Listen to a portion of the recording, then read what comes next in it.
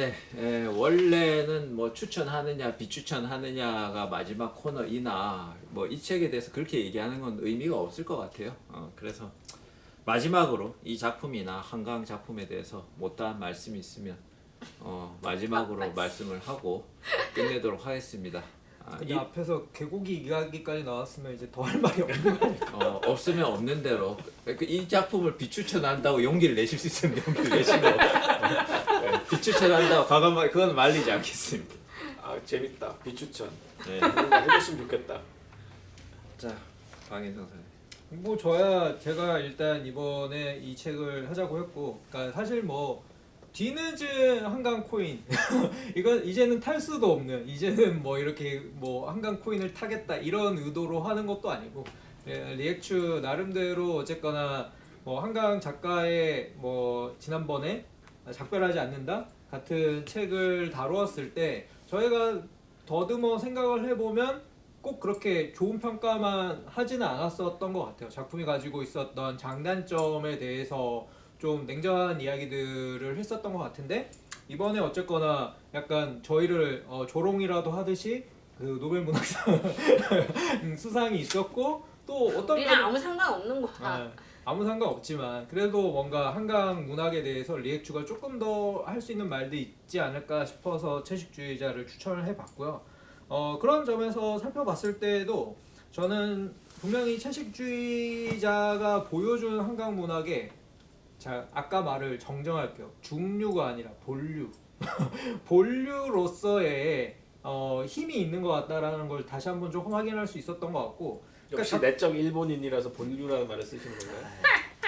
이 작별하지 않는다와 비교를 했을 때에도 어떤 느낌이 좀 있냐면은, 작별하지 않는다가 어쨌거나 아까 심리현 선생님도 말씀을 해주셨듯이 그 더 크고 역사적인 형태의 고통에 작가가 참여하고 그것에 대해서 재현할 수 있기 위해서 우선 자기 자신의 고통으로 천착해 들어가는 그 과정이 우리에게 좀 어떤 면에서 좀 과하다고 느껴지는 면들이 있었던 건데, 채식주의자 같은 경우에는 반대로 이야기하자면 이것의 형식적인 구성 안에서 이 고통에 대한 전시, 순환에 대한 전시가 그거 자체로서 아까도 말했듯이 마침표로 끝나지 않고 그 이상의 어떤 삶에 대한 지속성, 되기로서의 어떠한 투쟁의 과정이라고 하는 것들을 굉장히 좀 저에게 설득력 있게 잘 보여줬다라는 면이 있어서 상대적으로 그런 구성적이거나 형식적인 차원에서의 장점이 더 채식주의자로서는 두드러지게 나타나지 않았나라는 생각이 들었기 때문에,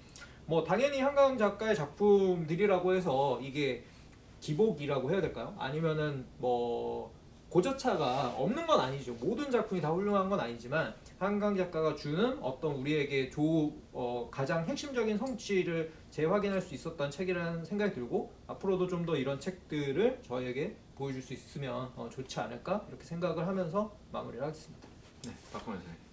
네, 뭐 저도 추천드리고요. 추천, 비추천이 중요한 건 아니지만 어쨌든 제가 서두에 말씀드렸듯이 채식주의자는 한강 작품 중에서, 제가 읽은 한강 작품 중에서는 가장 정점에 있는 작품이라고 생각을 합니다. 저번에 우리가 리액처에서 다뤘던 작별하지 않는다는 제가 읽은 한강 작품 중에서는 최악이었고요. 굳이 또 그걸 또 여수의 사랑. 예, 여수의 사랑은 괜찮았던 편이었는데, 그러니까 그 한강 작품 속에서의 이 폭력과 고통에 대한 것들이 저는 가지고 있는 시대적인 의미도 분명히 있고 지금도 여전히 현재성을 갖고 있다라고 생각을 합니다.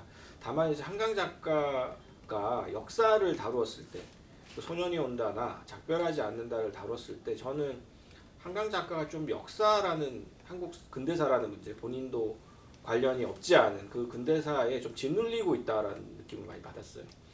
반면에 채식주의자를 읽으면서는 정말로 이 사람이 선을 넘어가는구나. 저는 선 넘는 예술을 좋아하거든요. 슈퍼에고나 이런 대타자의 어떤 규율에서 넘어가는, 글자 그대로 드라이브라고 하죠. 충동을 통해서 그 선을 넘어가 버리는 예술들이 진짜 예술이라고 생각을 하는데, 그런 면에서 채식주의자는 어느 선을 넘어가는 듯한 그런 느낌을 주는 작품이었고, 그래서 저는 지금까지 제가 읽은 한강의 작품 중에서는 가장 채식주의자가 좋았다라고 생각을 합니다. 그래서 아직 안 읽으신 분들이 있다면 기회 되시면 천천히 한번 시도해 보셔도 좋겠다. 그렇게 추천드립니다. 심영현 선생님. 뭐 채식주의자가 여러 이제 문학적 의미를 가지고 있는 작품인 건 분명한 사실이고, 그리고 이제 이 채식주의자는 어떤 면에서는 예술의 보편 주제라고 할 수 있는, 어떤 예술이라는 게 어떻게 보면은 어떤 우리가 이제 그런 사회화 과정에서 체득하게 되는 어떤 규범이라든가 어떤 질서라든가, 근데 이런 것들을 어떤 면에서는 그거를 조금씩 더 뒤로 밀어 보려는 그런 노력들이고, 그 다음에 우리에게 주어진 어떠한 삶의 테두리, 그 선을 조금은씩 이렇게 확장해 보려고 하는, 그걸 넘어갔다가 이제 사라진 그런 사람들을 통해서 그 경계가 조금씩 더 넓어지는 그 과정이라고 생각을 하거든요.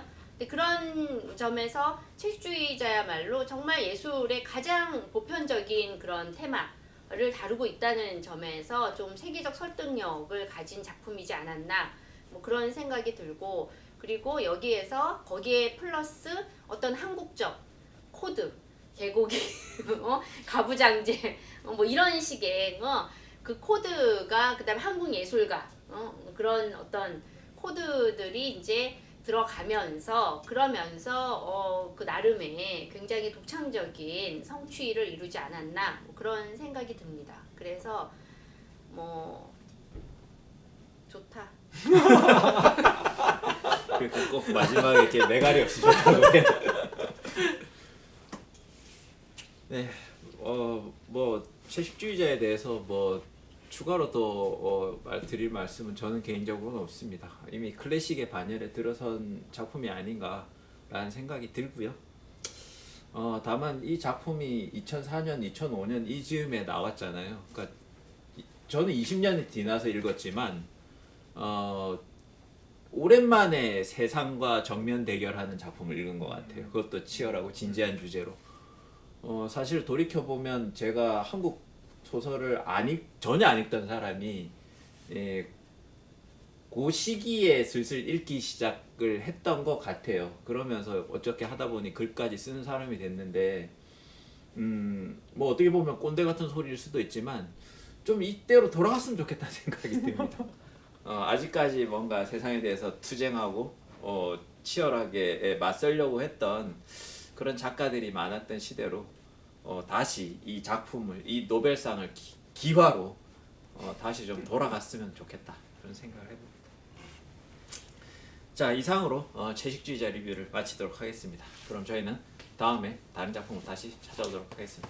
감사합니다. 감사합니다. 감사합니다.